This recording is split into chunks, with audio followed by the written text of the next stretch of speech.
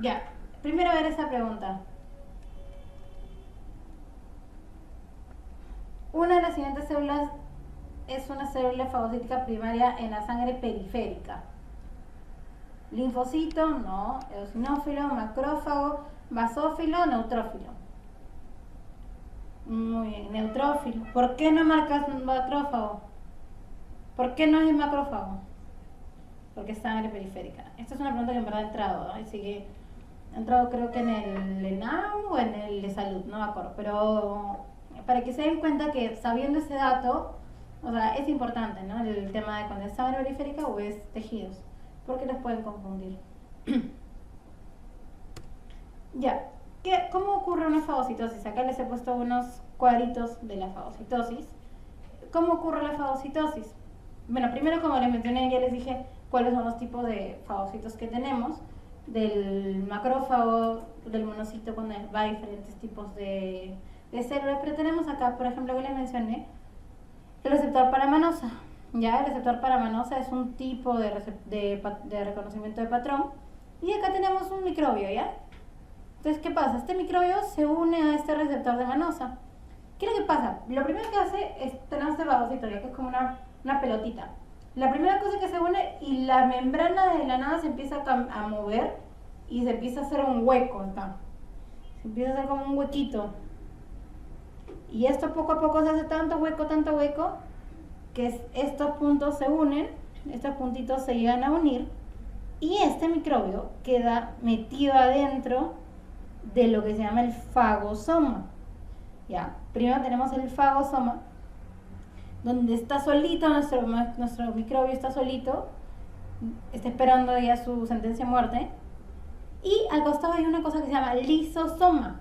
El lisosoma son vesículas con todas las moléculas que tiene nuestro macrófago para matar esa célula. No pueden estar sueltos en el fagocito porque el mismo fagocito se comería a sí mismo. Son células, son productos que van a dañar cualquier célula, porque si nosotros liberamos esas células en el tejido, va a dañar nuestro propio tejido. O sea, eso tiene que estar ahí en vesículas bien metido. Entonces lo que se une el fagosoma con el lisosoma. Entonces, fagosoma más lisosoma. ¿Cómo creen que se llama? Fagolisosoma. ¿De dónde ocurre? O sea, ¿dónde al final muere el microbio? En el fagolisosoma. Primero ingresa el fagosoma, se une con el lisosoma y al unirse ocurre esta como si fuera una licuadora y empiezan a matar al microbio y esa vesícula unida por los dos se llama el fagolisosoma. ¿Y mediante qué mecanismos cualquier fagocito, estoy hablando tanto macrófago o tanto neutrófilo, mediante qué mecanismos lo hace? La principal es la oxidasa del fagocito, ¿ya? Esta oxidasa del fagocito es la que produce la producción de este de acá, la especie reactiva de oxígeno, ROS. La producción de esta se llama estallido respiratorio, ¿ya? El estallido respiratorio es lo que necesitamos para que nuestros fagocitos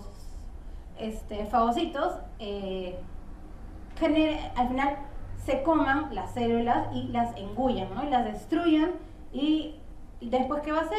Una vez que la ha destruido, la va a presentar. La va a decir, o sea, la come y les queda pedacitos, ¿no?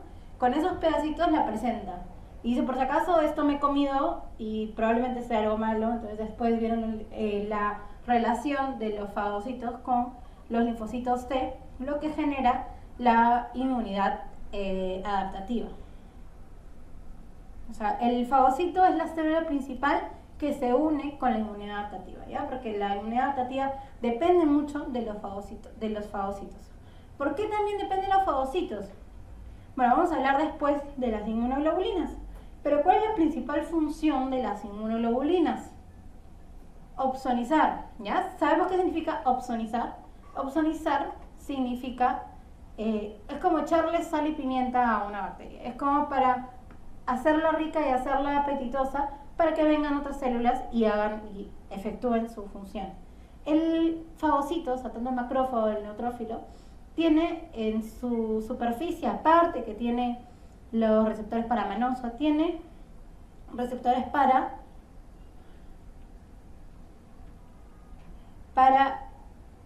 opsoninas.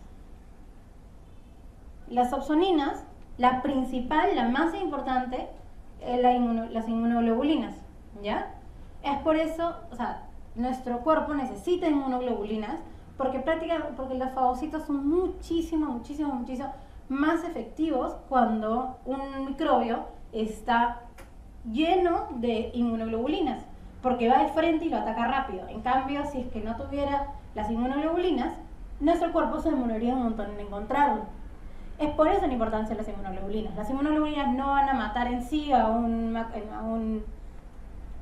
patógeno, sino lo que van a hacer es esto.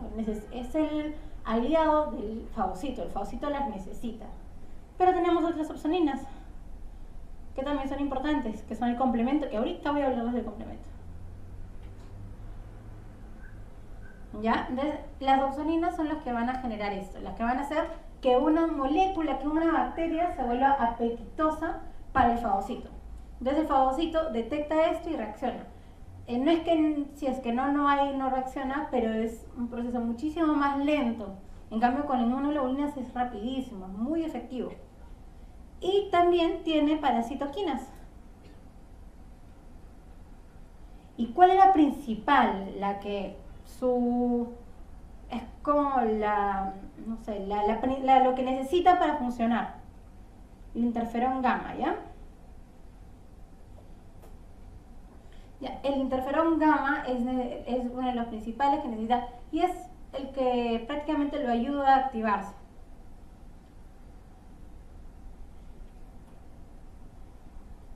Acá tenemos, por ejemplo, un macrófago, en este caso es un macrófago, con sus receptores tipo TOL, como les mencioné, todos tienen receptores tipo TOL, con su receptor para interferón gamma. ¿Qué hace para activarse? Primero tenemos la oxidasa del fagocito, que es como le mencioné, las especies reactivas de oxígeno, y el óxido nítrico.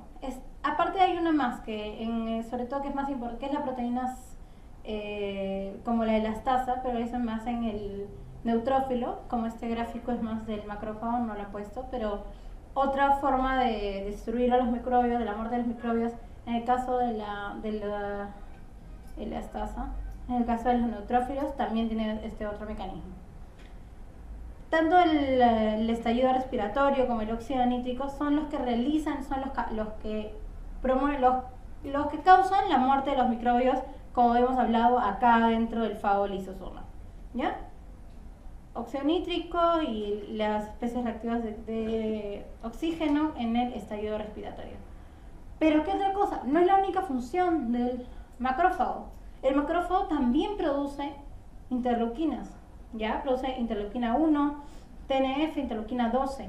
¿Por qué? Porque necesita producir inflamación, porque necesita llamar a la inmunidad adaptativa, necesita llamar a los linfocitos T, necesita presentarle las células a los linfocitos T, a los linfocitos B, necesita producir inflamación y aumentar la inmunidad adaptativa. Y también produce factores de crecimiento de fibroblastos, factores angiogénicos y metaloproteínas, que lo que van a hacer es reestructurar el tejido, ¿no? Una vez el macrófago dice, ya estoy dañando este tejido porque estoy atacando, pero voy generando moléculas para que nuestro tejido sea capaz de ir reestructurándose. Entonces son todas las funciones que puede tener nuestro macrófago y la importancia de todos los fagocitos. Ya esta pregunta ya la vimos. Ahora voy a hablarles del complemento.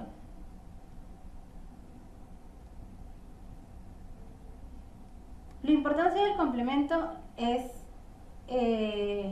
dos cosas. O sea, bueno, para fines de examen hay dos cosas que pueden preguntarles en general sobre el complemento. Uno es qué lo inicia y el otro es con qué inicia, ¿ya? ¿Qué lo inicia? Por ejemplo, tenemos tres vías del complemento. Tenemos la clásica, si hay una clásica hay una alternativa, y tenemos la vía de las lectinas. La clásica, imagínense, clásico, lo más clásico que puedan imaginarse en inmunología. Antígeno anticuerpo. Ya es algo súper básico, antígeno, anticuerpo, lo escuchan todo el rato, eso es lo clásico. Antígeno, anticuerpo, ese es cómo lo activa de forma clásica. La alternativa es algo que recién de repente no es tan común, no escuchan tanto. Los PAMPs. De repente una palabrita que no le sonaba tanto. Los PAMPs. Los PAMPs activan de forma alternativa. Y la vía de las lectinas es la proteína ligadora de mannose, ¿ya? Mannose Binding Protein. ¿Qué tenemos? Y también, ¿con qué inicia? Bueno, ¿con qué inicia cada una de las vías? La vía clásica inicia con C1Q, pero para fines de examen, C1. O sea, voy a borrar acá porque se la está tapando.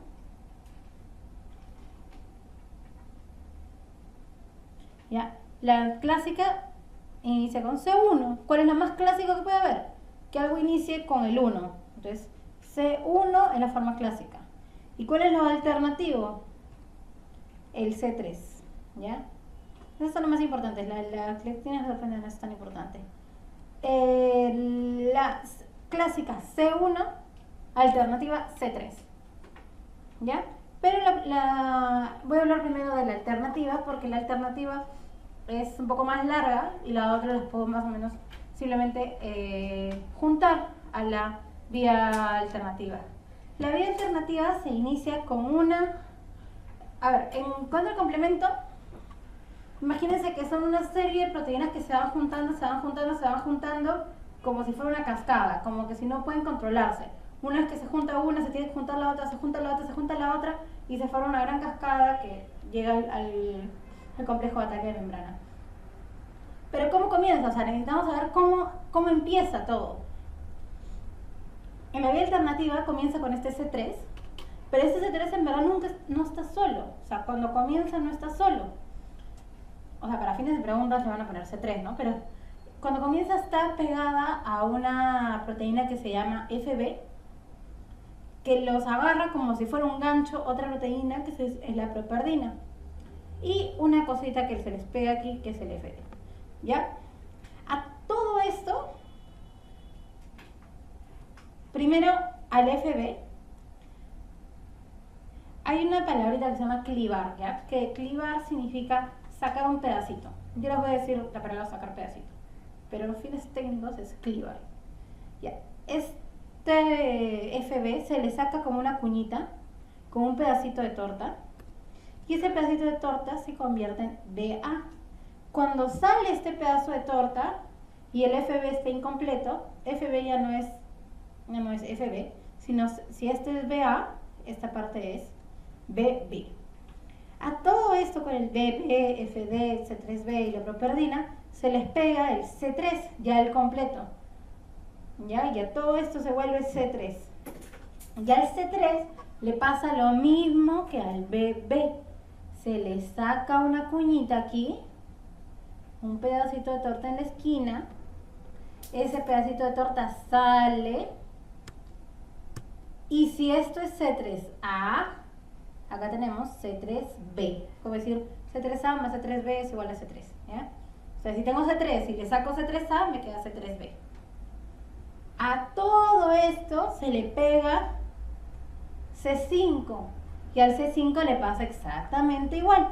Se le saca una cuñita, sale C5A. Si sale C5A, ¿qué me queda? C5B.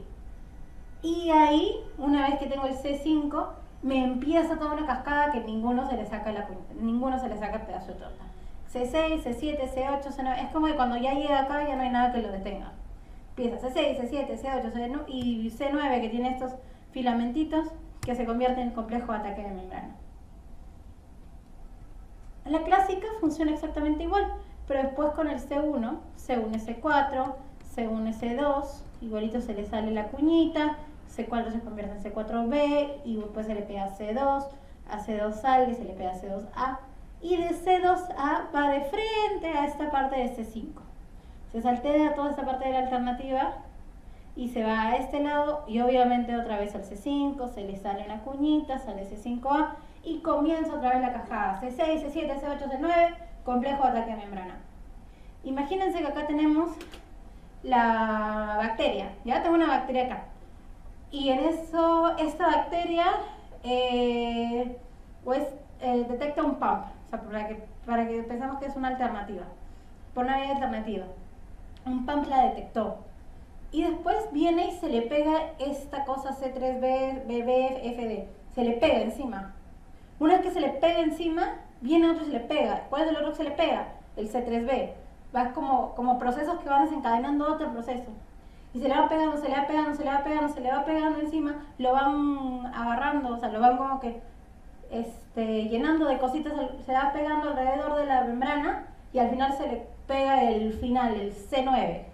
Se le pega el C9 y le hace hueco. Al hacerle estos huecos, se empieza a lisar. Y eso era el complejo de ataque de membrana, ¿no? El complemento es esto, es esta cascada de proteínas que se le van pegando a la membrana, a la pobre bacteria y la van agobiando hasta que viene el fatal C9. Y cuando viene el C9, le hace huequitos. El hacerle huequitos la lisa y la mató. Ese es un mecanismo del complejo de ataque de membrana. Y el vía de las lectinas, igualito con va de frente la venosa binding protein, va de frente al C4b y hace el mismo complejo.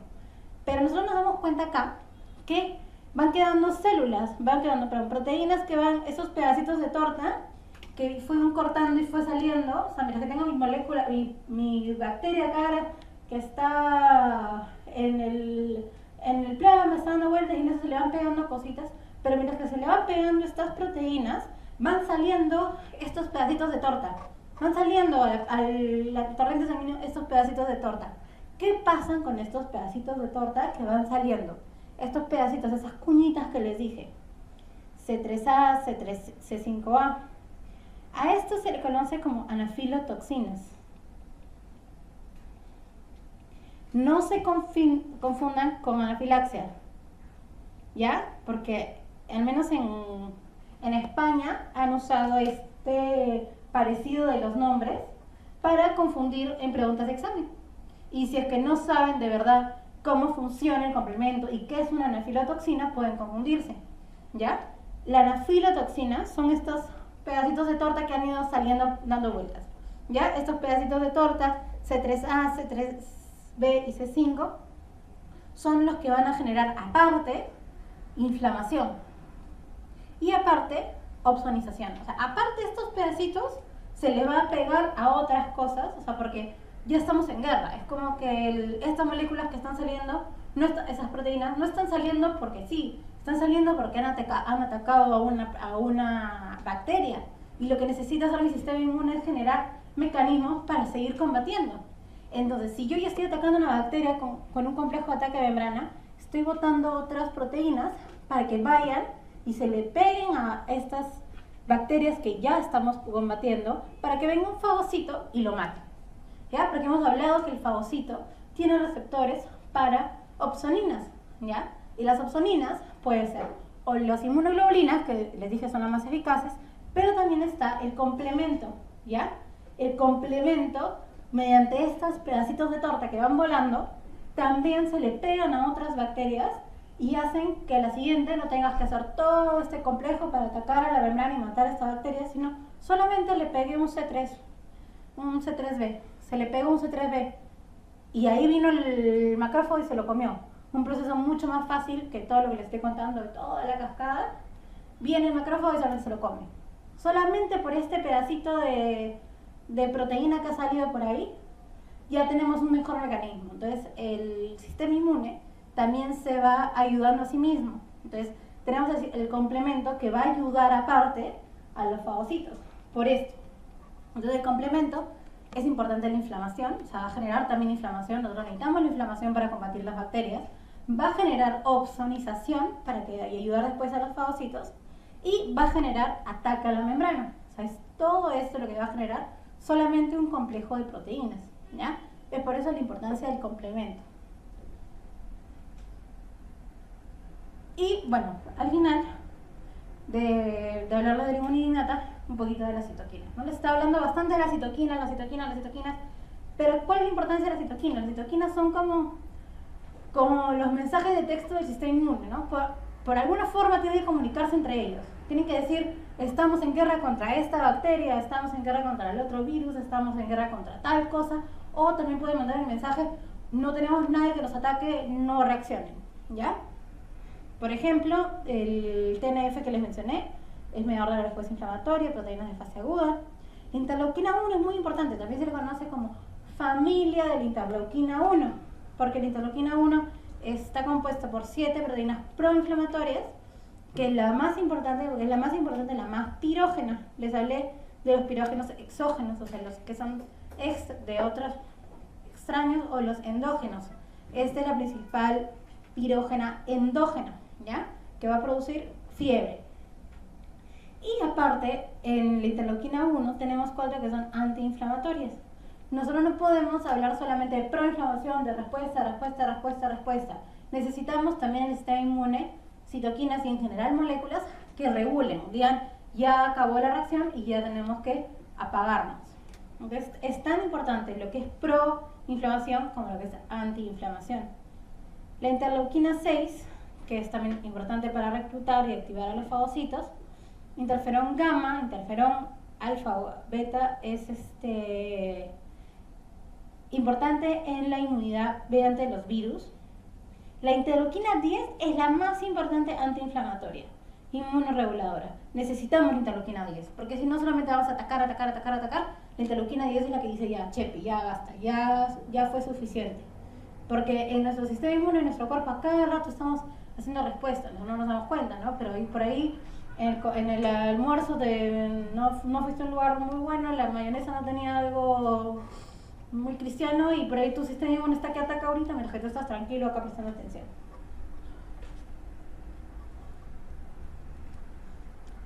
Ya, eso ya es lo mismo, los fagocitos.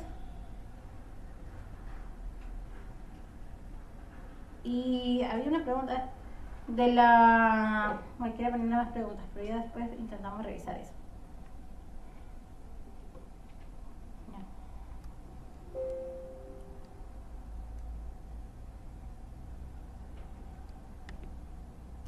Ya hemos terminado en inmunidad innata. Vamos a pasar por adaptativa.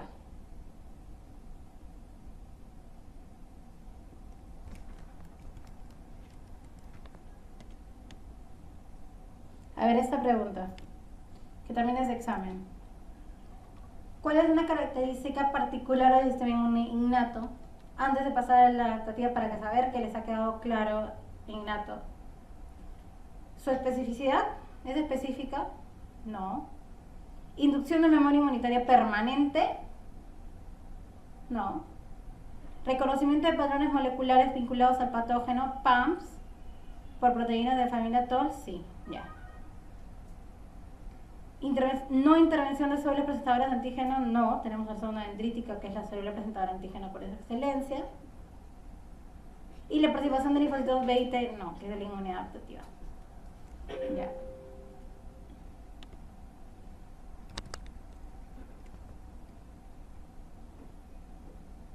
Ya, entonces si ya terminamos inmunidad innata, vamos a pasar a inmunidad humoral. Y después de inmunidad humoral voy a hacer un break de 10 minutitos para pasar a celular que tengan sistemas despiertos.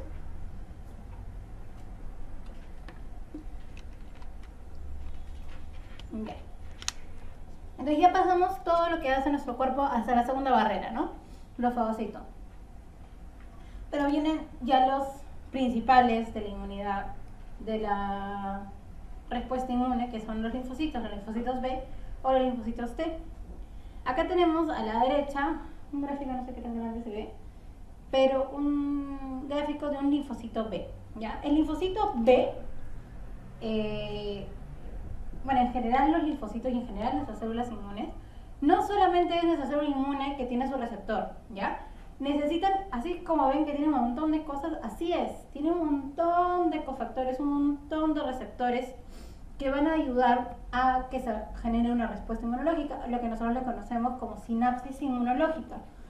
La sinapsis inmunológica es la unión de dos células que se tienen que conectar y se tienen que dar algún mensaje. Así como hay sinapsis de las neuronas, necesitamos que haya una sinapsis inmunológica, necesitamos que una célula se conecte con la otra célula y se den un mensaje. Se den un mensaje de reacciona de tal forma, reacciona de tal otra forma, o simplemente no reacciones. Necesitamos toda esa información, y toda esa información no la va a dar solamente un receptor y un antígeno. Toda esa información la dan todas otras moléculas que tiene como unos bracitos, o sea, es como si tuviera un montón de brazos el linfocito B, que lo necesita para después conectarse con otra célula, así sea solamente para agarrarse fuerte mientras que haya conexión, o para dar algún tipo de mensaje, ¿ya? Todos estos mensajes que necesitamos dar lo dan varias células, receptores, varios cofactores, ¿ya? Entonces acá tenemos un gráfico de nuestro linfocito B y todos los cofactores que podemos encontrar en la superficie de nuestro linfocito B. El linfocito B primero tiene su receptor principal. El receptor principal es el que está acá. Ese de aquí. Pero como ustedes se acuerdan, eso de acá es simplemente una inmunoglobulina, ¿ya? El receptor del linfocito B es una inmunoglobulina. ¿Y cómo se llama el receptor del linfocito B? BCR. No es Banco Central de Reserva, por si acaso. Es el receptor del linfocito B. Y si el BCR, o sea, B-cell receptor, es el receptor del linfocito B, ¿cómo creen que se llama el linfocito T? Exactamente igual. T-cell receptor del linfocito T. ¿Ya? Entonces, tanto BCR como TCR son nuestros receptores de los linfocitos. Pero, como les digo, no solamente necesitan su receptor, necesitan otras moléculas para dar el mensaje. No solamente con un BCR voy a decirle reaccione o no reaccione, reaccione de tal manera, no. Por eso es que tiene todas estas cosas que parecen muy confusas y un montón de palitos. Ya, todos esos palitos son necesarios para dar mensajes. El CD45 no es muy importante, el CD45 es un marcador general de todas las células inmunes. ¿Cómo se conoce esto? No sé si han escuchado la citometría de flujo. ¿Ya? La citometría de flujo es un mecanismo para el cual nos agarramos de todas estas cosas para identificar a la célula. Si nosotros ya sabemos qué palitos tiene cada linfocito, tiene cada molécula, ya sabemos cómo identificarlo. Entonces, todo esto se sabe porque ya la citometría de flujo detecta CD45 en todas las células del sistema inmune. El CD45 lo utiliza para simplemente separar las células del sistema inmune de otros tipos de células. Ya, o sea, yo le doy una muestra de sangre, todas las CD45 son todas las que tengo que después diferenciar. Después tengo el CD21. ¿Cuál es la importancia del CD21? Este virus que tengo acá, ya, es el Epstein-Barr. El CD21 es importante porque es el blanco del Epstein-Barr. ¿Y qué va a producir el Epstein-Barr? Mononucleosis, linfoma Burkitt, ¿ya? Esa es la importancia del CD21. Después tengo el CD40. El CD40 es uno de los más importantes. El CD40 es uno de estos palitos importantes que necesito para que se conecte con un linfocito T para que se pueda activar, ¿ya? El B7 lo tienen casi también todas las células del sistema inmune para presentar antígenos. Y nosotros sabemos que el linfocito B, también, ahorita les voy a hablar cómo se activa, también presenta antígenos. Después tenemos su HLA, o su complejo mayor histocompatibilidad de tipo 2, que también les voy a hablar del complejo mayor histocompatibilidad. Tiene su HLA para presentar también sus antígenos. Tienes el CD20. ¿Por qué les pongo el CD20? ¿Por qué es importante el CD20? No sé si se acuerdan. Un fármaco anti-CD20. Rituximab. ¿Ya? El rituximab ataca el CD20, hace que el linfocito B no se active, y al no activarse el linfocito B no se generan inmunoglobulinas y disminuye la respuesta, o sea, la autoinmunidad. ¿Cómo se activa un linfocito B? Ya vamos a hablar de las dos formas de activación del linfocito B. El linfocito B.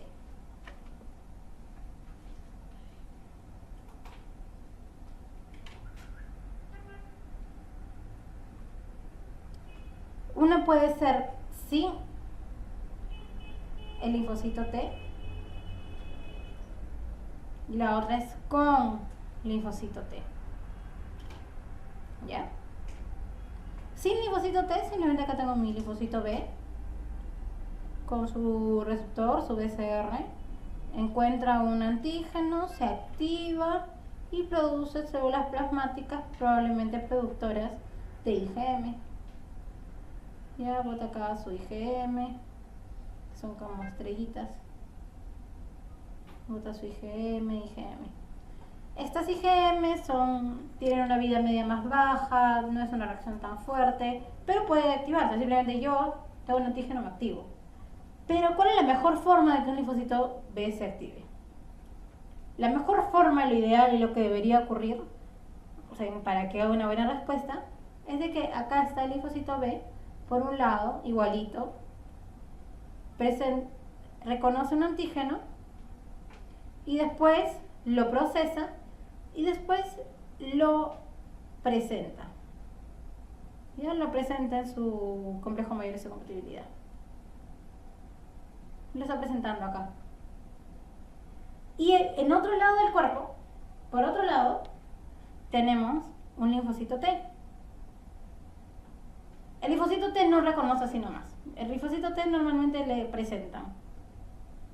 Salvo el linfocito B citotóxico puede reconocer así nomás, pero bueno, en general el linfocito T le tienen que presentar, ¿no? Entonces tenemos acá una célula dendrítica, pónganse, que le está presentando también con su complejo mayor de compatibilidad un antígeno, el mismo que está acá. El linfocito T lo reconoce, el linfocito T se activa y es un linfocito T activado para este antígeno, ¿ya? Y este linfocito T viaja y se encuentra en el ganglio con este linfocito B, que se está mostrando el mismo antígeno que él. Entonces, ¿qué pasa? Voy a ponerlo acá. Póngase, este es 1, este es el B y este es el T. ¿Qué pasa? Se encontraron. Amor a primera vista. Yo tengo lo que tú necesitas. Ya, uno lo tiene, lo presenta y el otro lo reconoce. ¿Ya? Se están amando acá. Pero ¿qué pasa? ¿Es solamente eso y lo único que necesitan para activarse? No. Uno de los más importantes que necesitamos para activarse son estos bracitos que les digo que se tienen que conectar. Uno de los más importantes es el CD40. Y es bien fácil. ¿Con qué se junta el CD40? Con el CD40 ligando. O sea, CD40L. ¿Ya? Del linfocito T. Este es el T, este es el B. ¿Ya? Estos dos se conectan y ayudan para que se active el linfocito B. Pero por otro lado hay otro cofactor. Hay otro importante que el linfocito B tiene, que es el B7. El B7 se puede enganchar con dos. El B7 se puede enganchar con un CD28 o se puede enganchar con un CTLA4. El CTLA4, ¿qué hace? El CTLA4 lo que hace es que no haya reacción. Y el CD28 lo que hace es que sí haya reacción. ¿Por qué? ¿Por qué necesitamos que no haya reacción? ¿Por qué necesitamos que exista el CTL4? ¿Qué pasa si este antígeno que se está presentando es una célula beta del páncreas? ¿Qué necesito? ¿Que mi célula T reaccione o que no reaccione? Que no reaccione. Entonces necesito que exista el CTL4. Porque el CTL4 le va a decir al linfocito B, oye, por esto no reaccionas. ¿Esto es algo propio o no? Entonces, CTLA4. Pero si se presenta con un CD28, por ejemplo, este es una Escherichia coli, ya reacciona. ¿Ya? Para eso son importantes los cofactores. Los cofactores también dan información. Los cofactores son importantes. Por ejemplo, hay una enfermedad que, bueno, es verdad que en esto es básicas, no hablamos mucho de clínicas, pero para hay una enfermedad, una de las inmunodeficiencias primarias, que es que lo que no tiene el niño nace sin CD40, ¿ya? Más o menos imagínense qué puede pasar si no tiene CD40. Si no tiene CD40, no hay una unión del linfocito B con el linfocito T. Entonces no existe una activación del linfocito B. ¿Qué ocurre cuando hay una activación con el linfocito T, o sea, perdón, antes de rayarlos, ¿qué pasa cuando hace todo esto? Cuando ocurrió todo esto y si hubo reacción, se unió con el CD28. El linfocito B se activa una célula plasmática, ¿no? Igualito que acá, se activa una célula plasmática y produce inmunoglobulinas. Pero en este caso ya no produce solamente IgM, produce IgG, IgE, según lo que necesita, ¿no? IgA, lo que sea que necesite. Y un montón. Produce, es una muy buena reacción. Y son inmunoglobulinas, puede producir también IgM. Y son inmunoglobulinas con una mejor vida media. En general, si es que compras la IgM de acá y la IgM de acá, esta IgM tiene una vida media mucho mejor. Es una respuesta mucho más eficaz, produce más también. Y encima hay expansión clonal. Si fijas esa célula plasmática se prolifera. Y hay un montón de respuestas. Entonces, obviamente que si vemos cómo es una respuesta T, que es muy, con linfocitos T, que es mucho más compleja, que tiene muchos más pasos, que es más engorroso de entender, en cambio el linfocito, sin linfocito T, simplemente reconozco y me activo. ¿Cuál es la diferencia? Entonces, ¿qué pasa si no tengo CD40? No ocurre esto. No ocurre nada de esto. Solamente me quedo acá. ¿Ya? Entonces, esos niños sí tienen IgM, sí tienen inmunoglobulinas, sí tienen linfocitos B, pero también tienen demasiada IgM, porque lo único que saben hacer es producir IgM. Entonces, este es el síndrome hiper-IgM. Yo siempre digo que las inmunodeficiencias son como estos pacientitos lindos, son nuestros ratoncitos de laboratorio que nos enseñan muchísimo del sistema inmunológico. ¿Ya? Porque simplemente hemos aprendido muchísimo de ellos porque les hicimos un examen, vimos qué moleculita no tiene y vemos todo lo que expresó. Vemos todo el fenotipo que hizo. Entonces, entendemos la importancia de esa molécula. Es como los pacientes con síndrome de hiper-IgM nos enseñan la importancia del CD40. Si no tenemos CD40, no tenemos esta relación del linfocito B, del linfocito T. El linfocito B y el linfocito T nunca se conocieron, porque el CD40 era la importancia de que se junten. Entonces, al no haber CD40, solamente el pobre linfocito B solamente hace IgM. Entonces, si yo le hago le saco inmunoglobulinas en sangre, voy a tener una IgM altísima, más de 5 veces el valor normal, y no voy a tener IgG, y no voy a tener IgA, porque nuestro paciente solamente hace IgM. Y también tiene infecciones a repetición, porque obviamente necesitamos IgG, necesitamos que tenga también IgA, necesitamos otras inmunoglobulinas, que ese paciente no tiene, por eso que se queda, y aunque tienen una expectativa de vida un poco mejor que otras inmunodeficiencias, igual se queda con bastante riesgo de infección.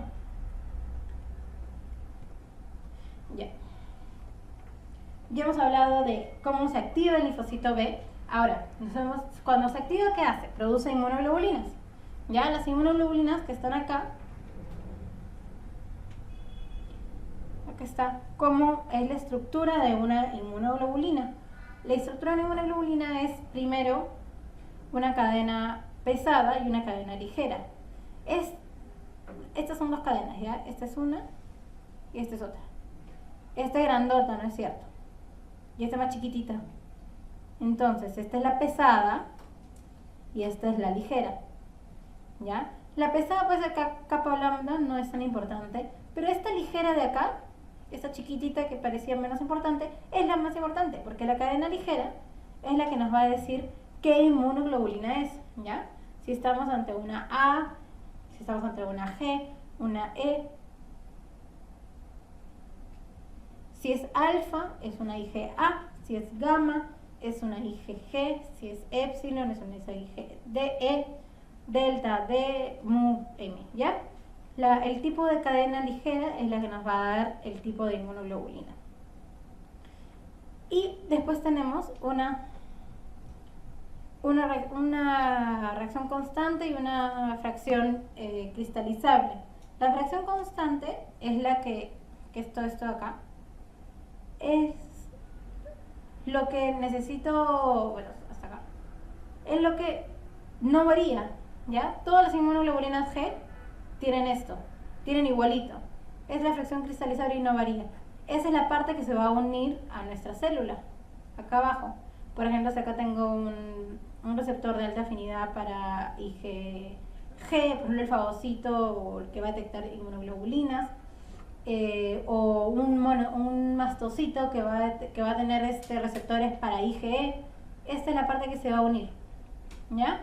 En cambio la FAP, la región FAP es el Fragment Antigen Binding, es lo que se va a cambiar, lo que va a modificarse a cada rato, ¿ya? Lo que se va a parar cambiando para poder identificar todos los antígenos que tenemos. Por ejemplo, piensen en un cubito mágico, ¿ya? Si yo hago un pequeño movimiento en el cubito mágico, es un cubo totalmente distinto, ¿no es cierto? Le hago otro movimiento y ya es otro cubo totalmente distinto. Son movimientos así tan chiquitos que tiene el FAP, la reacción FAP, para poder detectar diferentes tipos. O sea, se modificó un poquito y ya es un antígeno, es una inmunoglobulina específica para una IgE, por ejemplo, es una inmunoglobulina específica para la leche. Se modificó un poquito y después se creó una inmunoglobulina específica para un parásito, o sea, de género en especial. O sea, es así, son movimientos muy pequeños del FAP que termina siendo igualitos, pero con esos movimientos pequeñitos, muy sutiles, en cuanto a igualito con los géneros, o sea, que esos movimientos hacen que ya se exprese totalmente distinto. Y es por eso que también tenemos una amplia especificidad, o sea, que puede detectar tantos antígenos. Y bueno, según nuestra cadena ligera, nuestra inmunoglobulina va a ser A, D, E, G o M. Pero, a ver, tenemos un espacio acá. Pero la inmunoglobulina puede ser monómero, que es la que conocemos, o sea, la más común, así, el símbolo de todos los lados de inmuno, y la inmunoglobulina clásica. Puede ser dímero, que es así, pero que abajo se le pega otro igual. Ay, ya se me ve feo, ya. O puede ser pentámero, que parece como una estrella de Navidad, que son 5 inmunoglobulinas unidas. Ya. Monómero, dímero y pentámero. La A es la única que puede ser dímero, ¿ya? A de ag de moco. IgA, mucosas. ¿Ya? Hay dos subtipos, 1 y 2, eso no es muy importante. Lo importante es que es la inmunidad de las mucosas. ¿Y cuándo puede ser monómero y cuándo puede ser dímero? En las mucosas está como dímero y en la sangre periférica está como monómero. La IgD no es muy importante, solamente es el receptor, ¿ya? IgD es como receptor para el antígeno de un linfocito B virgen. Antes que sea AGM, es un receptor, es IgD, ¿ya? La IgE, la más importante para nosotros, los alergólogos, pero es un monómero y es principal para los parásitos, pero bueno, como decimos, nuestro sistema inmune se confunde con parásitos y alergias y termina siendo la más importante de la hipersensibilidad inmediata. Vamos a hablarles también después un poquito de los tipos de hipersensibilidad. Luego tenemos la IgG, que es un monómero. A ver, G de gestación, ¿ya? Es la que pasa de placenta. Eso lo preguntan también un montón. ¿Y cuál es lo importante? Opsonización, como les mencioné, y activación del complemento. ¿Se acuerdan? ¿Cuál es la vía que se activa con antígeno anticuerpo? La clásica, ¿ya? Entonces, para activación del complemento es con el IgG o la IgM, ¿ya? La clásica. Y la IgM es la inmunidad primaria. Primero se genera IgM. A la segunda recién vamos a producir IgG, ¿ya? Entonces, si yo, para fines prácticos, para cuando saquen, por ejemplo, un resultado de Torch, si yo tengo para herpes IgM positivo, o si tengo IgG positivo, ¿qué me indica una o la otra? sea, si es que la respuesta es reciente, ¿qué voy a producir? IgM. Pero si ya es una antigua, ¿qué va a quedar en sangre? IgG. Entonces la respuesta primaria, IgM, ¿ya? Este es un pentámero, ¿ya? Esa es la estrellita de Navidad que les mencioné. Y esta también funciona para activación del complemento, la respuesta primaria, como les dije, y también podría estar en receptor, como forma de receptor. Ya, esos son los 5 tipos de inmunoglobulinas. Lo más preguntado es el tema de la respuesta primaria y lo de IgG en la gestación, que es la que pasa a la placenta. Pero ya sabemos todo lo que hacen nuestras inmunoglobulinas, sobre todo en el tema de opsonizar para que nuestros fagocitos lo detecten. ¿Ya? El que va a detectar principalmente nuestros fagocitos va a ser la IgG. ¿Ya? Nuestro fagocito tiene un receptor para IgG principalmente, que es lo que necesita para hacer una respuesta, como les mencioné, muchísimo mejor, muchísimo más rápida ante cualquier patógeno. Y ahorita, inmunidad celular, de unos 10 minutitos, o sea, 6:33 empezamos, perdón, 4:33 empezamos otra vez, para que se despierten, tomen café, no sé.